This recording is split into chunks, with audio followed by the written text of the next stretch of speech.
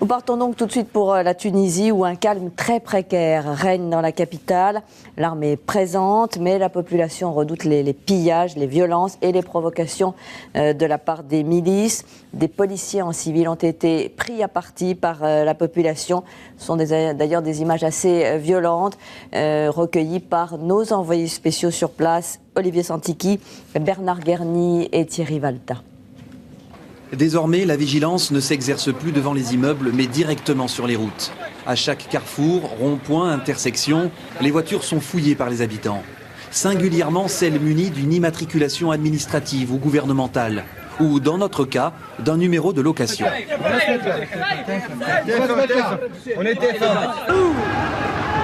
À la moindre alerte, le filet se resserre. Les vigiles sont nerveux, mieux vaut ne pas rouler trop vite aujourd'hui à Tunis.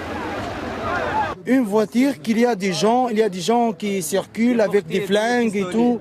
Avec des flingues, ils tuent les gens. Des forces spéciales qui appartiennent à l'ancien régime, qui veulent semer le désordre ici.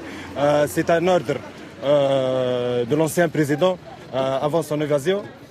Cette milice, dont les violences sont redoutées par tous, vient justement de tuer un volontaire au barrage d'à côté. Elle tire avec un stack.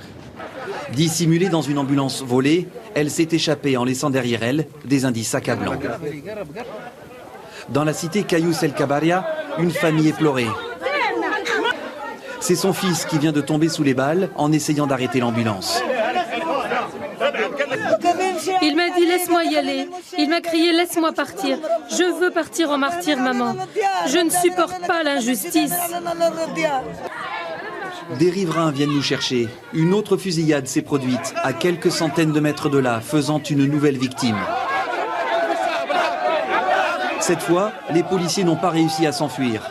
Ils sont 3, les tués à pistolet encore à l'épaule, à affronter la furie du quartier qui les lynche sous nos yeux, avant d'entamer l'hymne national.